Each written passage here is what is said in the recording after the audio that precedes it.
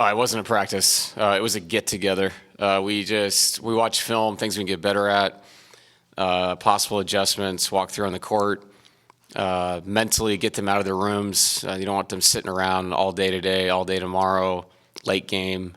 So there's a mental health aspect to that. It's easy to kind of sit in your room and do nothing and watch movies and Netflix and play Fortnite or whatever you do. So good thing for the guys to get over here, see each other, hang out. And I think they organize a team dinner. They don't need to see me or the coaching staff. They need to see each other. That's important. So we talked about that. We'll meet again tomorrow and see if we can, go get game 2. Coach, obviously this team, OKC, is earned the top seed in the West.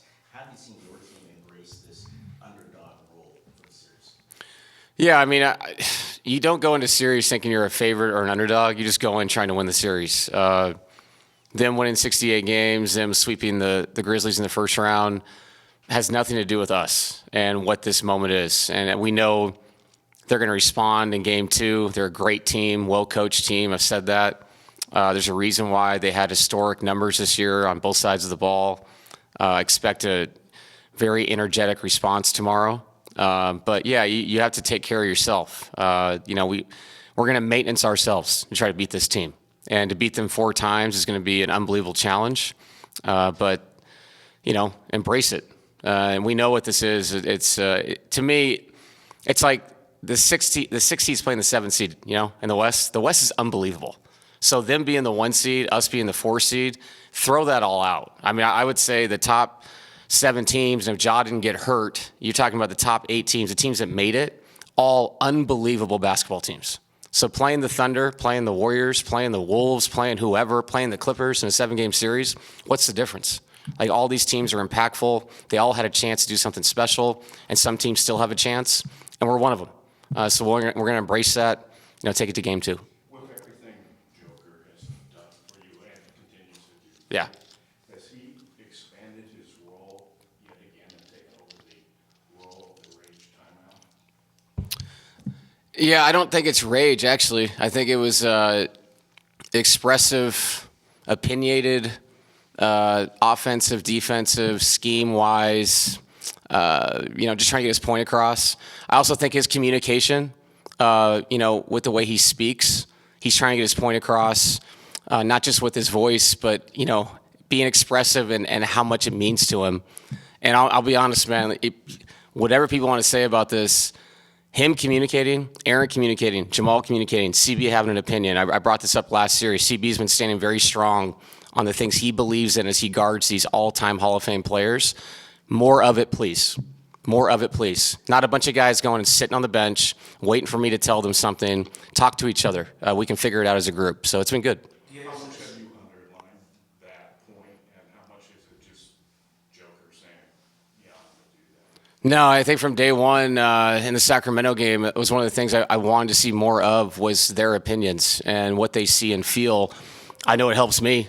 I have my own opinion. I know what I see when I watch film or the game is flowing.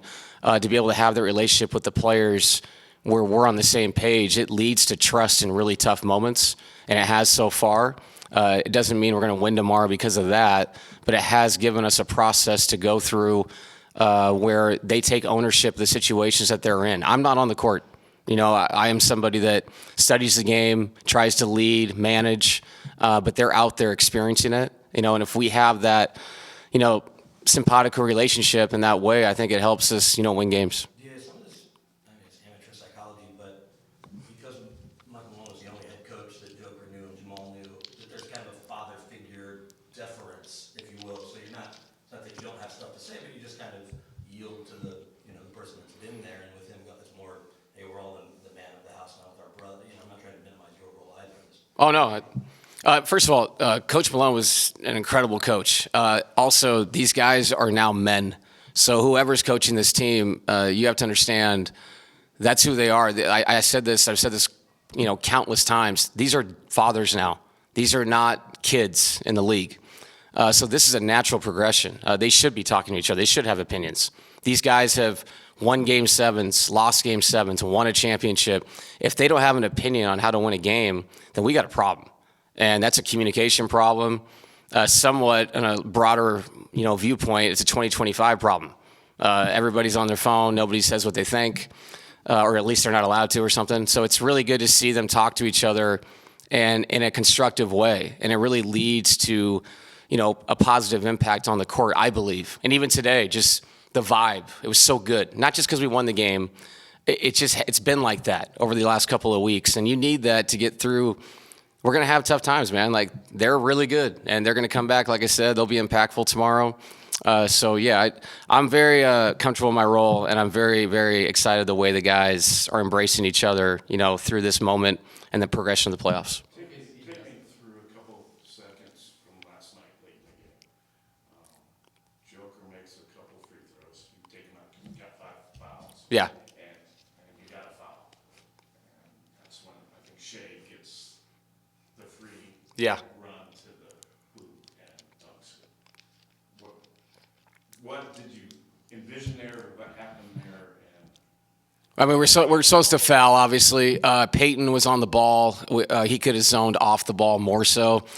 Christian was in a tough spot. He tried to stay with his matchup to foul Shea. Obviously wanted the ball to go to somebody else. That was the plan there. It didn't work out.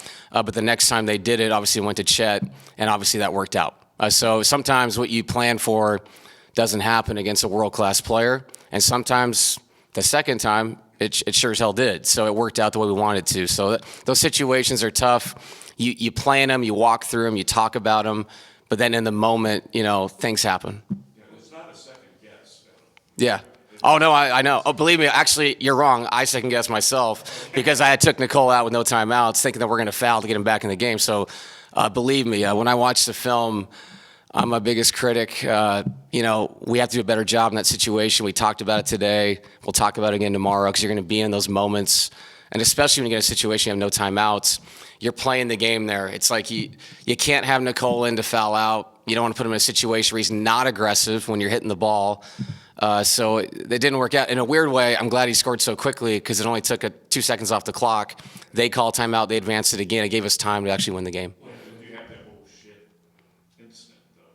Yeah, of course. Yeah, I mean, that's what this whole thing is. But if you have that moment and you can't handle it, you shouldn't have this job. Two more, Tony, but when he came back in on the second one, is that the timing that you wanted to see from him, just with the quick showing to the inbounder and turning? Yes. Yeah, and I think it's on me to communicate to Peyton Watson what we want from him on the ball.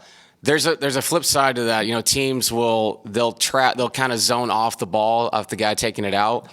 The problem with that is sometimes if they get it in quick and they throw it right back to that guy, now you're scrambling. And sometimes that can lead to a second pass, a third pass, a fourth pass. Now you foul and there's 4 seconds left. So there is a give and take to it. But in my opinion, we should have zoned off the inbounder. But obviously it worked out. Like I said, in a weird way, him scoring so quickly and not bleeding clock actually helped us out. Does Russell's ability to kind of get rim pressure, does it help you against a team like this because they extend their on ball pressure Yeah. so far onto the floor, and it kind of makes you like not want to run an offense, but just like I just have to go and beat this guy to the basket and kind of create a basketball advantage. Does Russell help you in that sense? He does, and we haven't really had, I'm trying to think back, we've never really had breakdown, drive and kick kind of guards. We never have. We've had very organized, skill set basketball players, and that's their strength. And they went on the 19-2 run in the first half. What happened was they sped us up, and not just after a miss too. We were turning the ball over in transition. Russ's ability to do that, as long as it's under control and for the right reason, is very impactful because you're exactly right. And I want to bring this up, and I said it last night.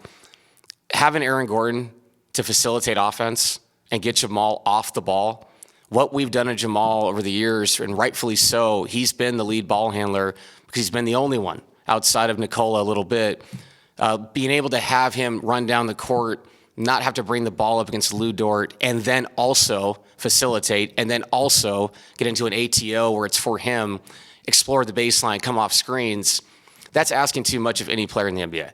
So, Russ, Aaron, CB's, but Christian is so much better at facilitating, just getting us into a set or an offense. when you have multiple guys that can do that, it just saves your best players, and it saves them for the fourth quarter where they have a little bit of their legs left. You can't ask them to do everything at once. And you're right, Russ, another guy that can really make offense happen for you.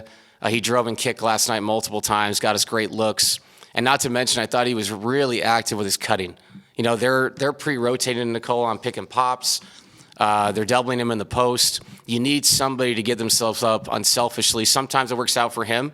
You know, he's the guy that benefits, but other times I thought it led to great looks for other people. So, yeah, it's funny, man. Having the ball in your hands and facilitating offense can either be the most selfish thing in the world or the most unselfish thing. And I think all of our guys have been so unselfish in I'll be the point person just to get us organized. Because during the playoffs, when we get unorganized, we get beat. And when we calm down and get ourselves into a set, proper spacing, we've been pretty fun to watch. Thank you, Coach. Yep.